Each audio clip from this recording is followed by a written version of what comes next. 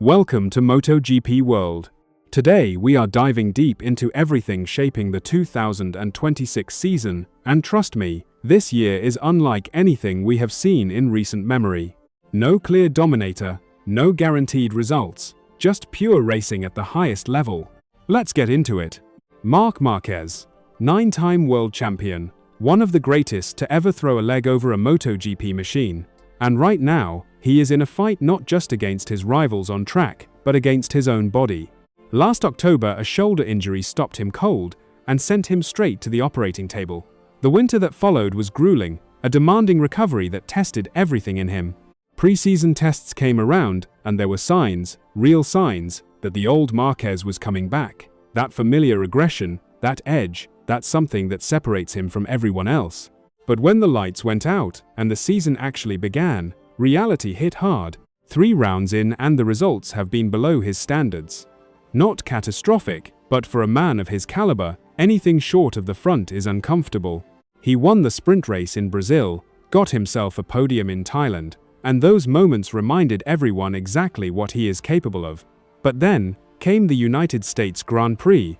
A crash dropped him down to 11th place, and most riders in that situation cruise home, protect the points, live to fight another day. Not Márquez. He put his head down and fought all the way back to 5th. That comeback, that refusal to surrender, told you everything about who he is.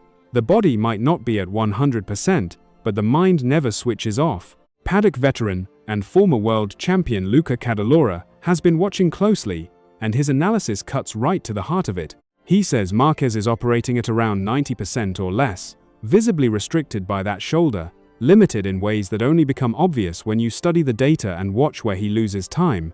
And when your lead rider is compromised, the whole project around him feels the weight of that.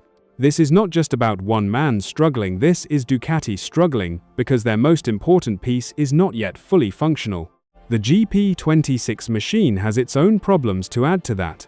Cadalora describes it as lacking fluidity through corners, missing that smooth, almost automatic responsiveness that the best bikes in the field are delivering right now. Francesco Bagnaia has felt it.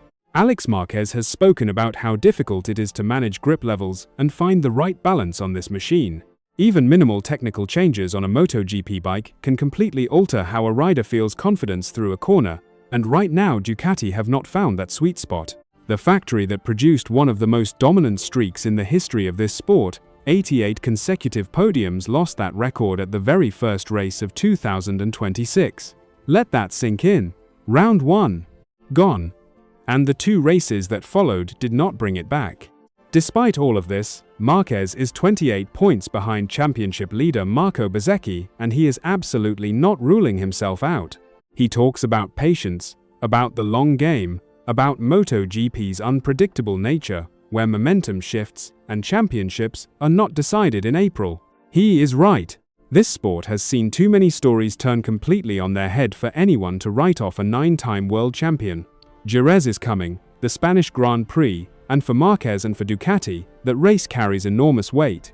It is a circuit he knows like the back of his hand, a moment where they need to show something has changed.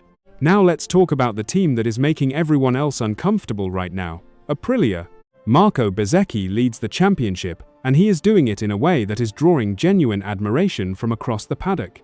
Cadalora praises him specifically for something that is harder than it sounds: discipline.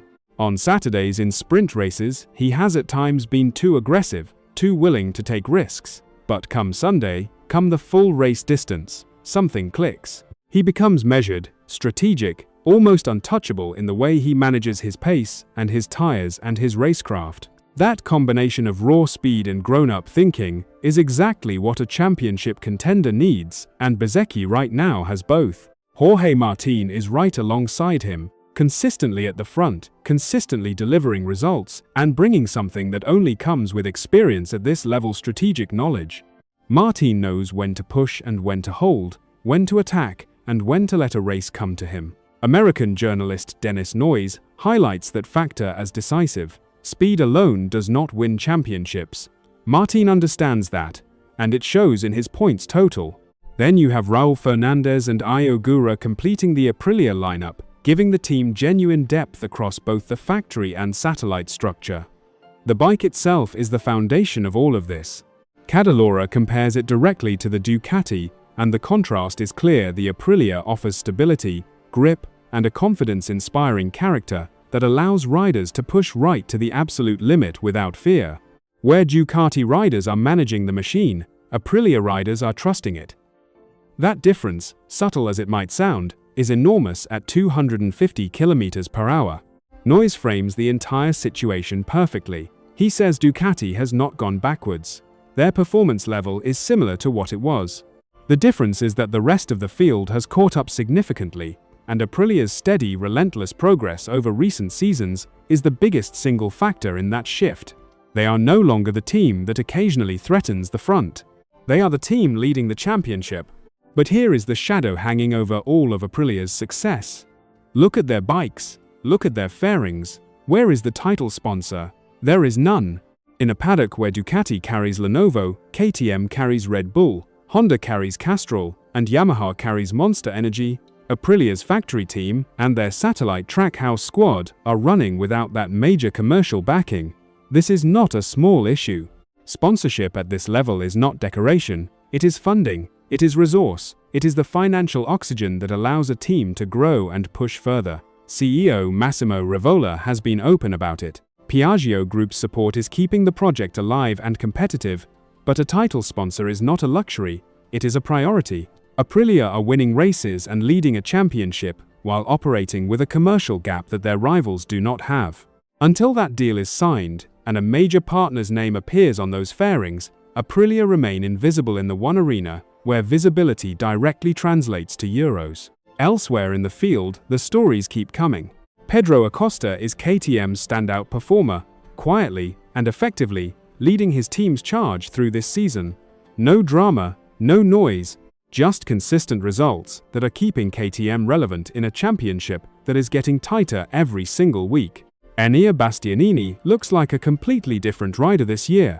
There was a period where it felt like his talent and his machinery were pulling in opposite directions, but now that his bike setup genuinely reflects his riding style, something has unlocked. He is at the front, he is fighting, and the performances he is putting together are the ones his supporters always knew were inside him. Yamaha's situation is the most difficult of all the major manufacturers. They are essentially starting again, rebuilding from the ground up, and that process does not happen overnight.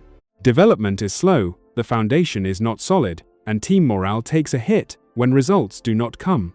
Toprak Razgatlioglu is the one light in that tunnel, occasionally showing flashes of what is possible and keeping some spirit alive in the garage. But overall, Yamaha know this is a year of investment in the future rather than a fight for the present. So where does that leave us as we move deeper into the 2026 season? Dennis Noyes puts it as clearly as anyone can. This is the most equal championship in recent history. No team is running away with it, no rider is untouchable. Every race weekend reshuffles the picture. Bezzecchi leads, but he knows one technical issue, one crash, one bad tire call can close that gap overnight. Márquez is 28 points back, but when that shoulder heals fully, when he gets a circuit that suits him and a weekend where everything clicks, the points will come fast. Martin is a constant presence at the front and cannot be discounted for a single moment. The 2026 MotoGP World Championship is alive, it is open, and it is absolutely refusing to be predicted. That is what makes this sport what it is. That is why we are all here. That is everything for today on MotoGP World. Thank you for being with us. We will see you soon with more from the greatest motorcycle racing championship on the planet.